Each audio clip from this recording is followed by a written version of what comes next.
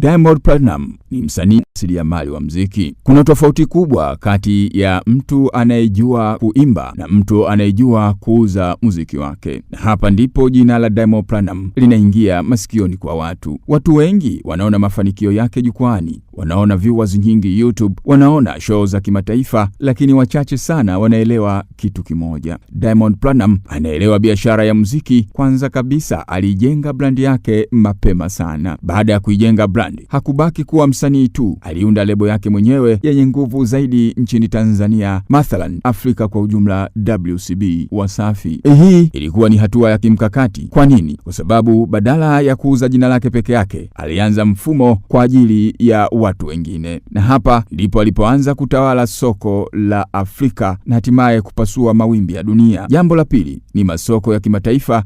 Diamond hakusubiri dunia imfuate, bali yeye alienda kuigusa dunia moja kwa moja. Amefanya kolabo na wasanii kutoka Nigeria, Marekani, Afrika ya Kusini na Jamhuri ya Kidemokrasia ya Kongo. Na kila kolabo haikuwa bahati mbaya, bali ilikuwa na mkakati wa kuweza kufungua soko jipya katika maeneo yote anayefanya kolabo. Na hii ndio biashara. Angalia pia namna alivyotumia mitandao ya kijamii. Diamond anajua kuwa muziki wake wa leo hauishi redioni peke yake, anaishi katika mitandao, kwa maana ya Instagram, YouTube, TikTok na mitandao mingine. Na ndio maana karibu kila wimbo wake unakuwa trending kabla hata haujaachia. Hiyo sio bahati mbaya. Huu ni uelewa wa soko. Na jambo lingine kubwa, consistency ya kila mwaka lazima uwe na hiti, na Diamond Platnumz anafanya hivyo. Kila mwaka lazima kuwe na show kubwa, kila mwaka lazima kuwe na headline. Hii inaweka brand yake iwe hai. Msimuone yale anayoyafanya, ni moja ya harakati ya kuitengeneza brand yake. Katika biashara, kuonekana ni nguvu, na Diamond hajawahi kutoweka kwa muda mrefu tangu aingie kwenye muziki mwaka 2009. Lakini zaidi ya yote, Diamond anaelewa saikolojia ya mashabiki wake. Anajua watu wake wanapenda sana drama, wanapenda sana kuonekana, lakini mafanikio yanaonekana, na anaweza kuunganisha muziki na maisha yake binafsi kuwa sehemu ya brand yake. Na hii ndio sababu ya jina lake linajadiliwa hata pale ambapo wimbo mpya hajatoa. Swali ni kwamba, je, Diamond ni msanii mkubwa kwa sababu ya sauti yake peke yake, au ni ukubwa wa sababu na akili ya biashara? Kwa mtazamo wangu, muziki wake ni kipaji, lakini mafanikio yake ni mkakati. Na hapa ndipo tofauti yake iliyopo kwa wasanii wengine. Je, unadhani kuna msanii mwingine Tanzania anaelewa biashara zaidi ya Diamond Platnumz? Bado anaongoza kuwa mbali zaidi. Unadhani msanii mwingine hapa Tanzania anaelewa biashara ya muziki kama Diamond Platnumz? Bado anaongoza kwa mbali. Tujadili muziki wetu kwa heshima na ukweli. Na huyu ndiyo Diamond Platnumz, Simba, maarufu kama Simba, ambapo yeye maisha yake alianzia Ndale kwa Mtogole. Diamond Platnumz amefanya kolabo nyingi, amefanya mambo mengi. Diamond Platnumz Simba, moja ya kolabo ambayo inawashika watu wengi ni ile aloimba na Koffi Chaza, Antoine Olomide, Ach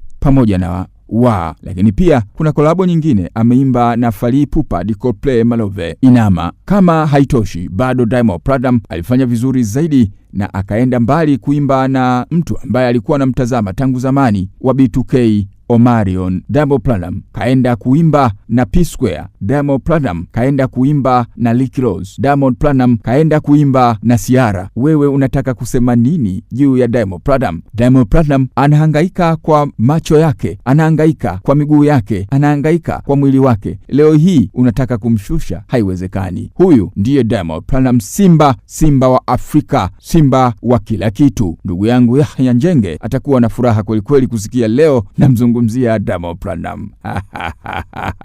Ndiyo, ni Diamond Platnumz Simba. Sasa inayofuata tutakuja kuzungumza namna ambavyo kolabo ya Alikiba na Diamond, kama itafanyika, ukubwa wake utakuwaje. Ni mimi Amini Nyaungo.